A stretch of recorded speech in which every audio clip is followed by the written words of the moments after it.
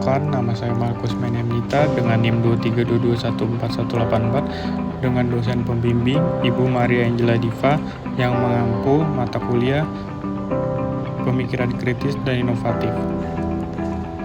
Pada kali ini saya akan mempresentasikan tentang ide inovatif design thinking. Oke, ide inovasi yang saya ambil adalah alat bantu VR.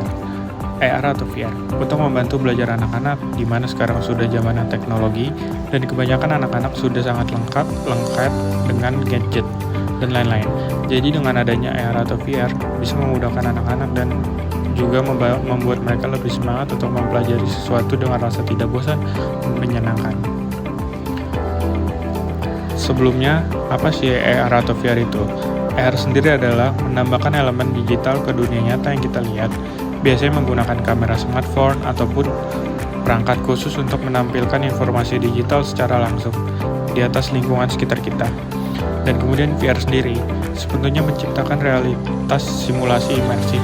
Pengguna memakai headset VR yang memblokir pandangan dunia nyata dan menampilkan lingkungan virtual yang bisa dilihat dan diinteraksikan seolah-olah Anda berada di dalamnya.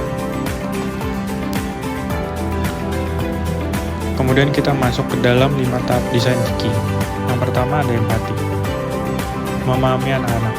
Lakukan riset dan observasi terhadap anak-anak untuk memahami kebutuhan belajar, minat, dan tantangan mereka. Kemudian kita juga bisa mewawancara orang tua dan guru. Dapatkan masukan dari orang tua dan guru tentang kesulitan belajar yang dihadapi anak-anak dan bagaimana mereka ingin alat bantu belajar dapat membantu. Kemudian kita bisa menganalisis pasar. Pelajari alat bantu belajar AR atau VR yang sudah ada dan identifikasi kekurangan dan celah pasar yang dapat kita isi. Yang kemudian kedua masuk ke definisi. Perumusan masalah.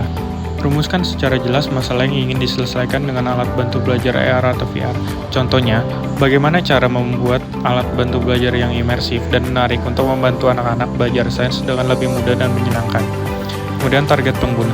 Identifikasi target pengguna yang spesifik, seperti anak usia tertentu atau dengan mata pelajaran tertentu. Kemudian balik lagi kepada tujuan utama kita. Tetapkan tujuan utama alat bantu belajar, seperti meningkatkan pemahaman konsep sains, mendorong rasa ingin tahu, atau meningkatkan motivasi belajar. Yang kemudian ketiga, masuk ke ideasi. Yang pertama kita bisa melakukan brainstorming. Lakukan brainstorming untuk menghasilkan ide-ide sebanyak mungkin tanpa batasan.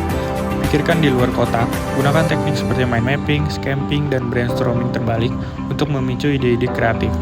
Kemudian pertimbangkan berbagai fitur. Pikirkan berbagai fitur yang dapat ditambahkan ke alat bantu belajar, seperti simulasi 3D, eksperimen virtual, game edukatif, dan narasi yang menarik. Kemudian yang keempat, masuk kepada prototype. Buat prototipe awal, buat prototipe kasar dari beberapa ide kita untuk menguji konsep dan mendapatkan masukan awal.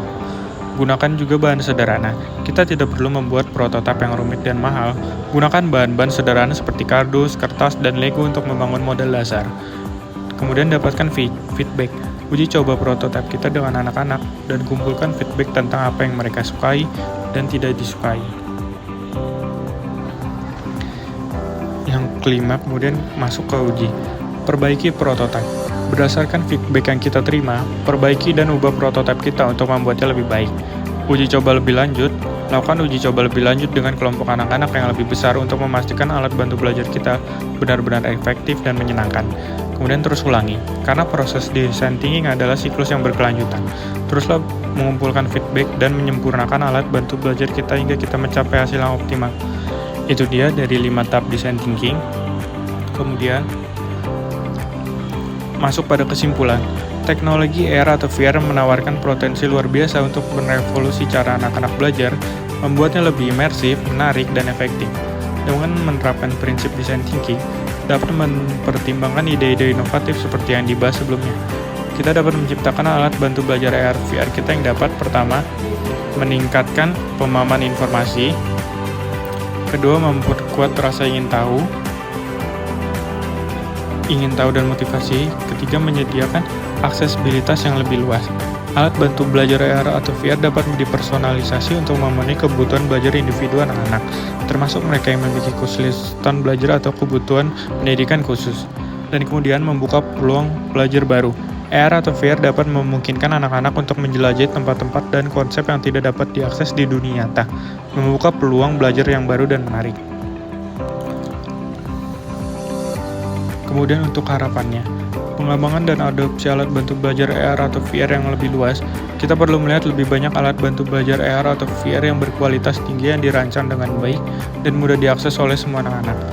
Integrasi AR atau VR ke dalam pendidikan formal, sekolah, dan institusi pendidikan perlu mengadopsi teknologi AR atau VR dan mengintegrasikannya ke dalam kurikulum mereka untuk meningkatkan pengalaman belajar siswa.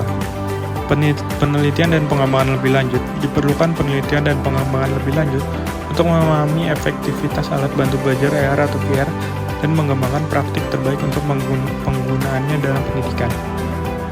Dengan bekerja sama, kita dapat menciptakan manfaat kekuatan AR atau VR untuk menciptakan masa depan pendidikan yang lebih cerah dan lebih menarik semua anak-anak. Oke.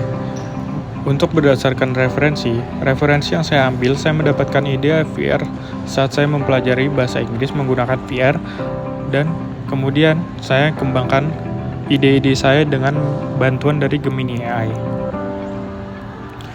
Itu dia presentasi dari saya. Sebelumnya, tak lupa saya berterima kasih kepada Ibu Diva yang telah memberi penjelasan terkait dengan materi ide inovasi, sehingga saya bisa memahaminya, dan juga kepada teman saya Ferdinandus Kurniawan yang membantu memikirkan konsep saya. Sekian presentasi dari saya, mohon maaf bila ada salah kata, saya ucapkan terima kasih.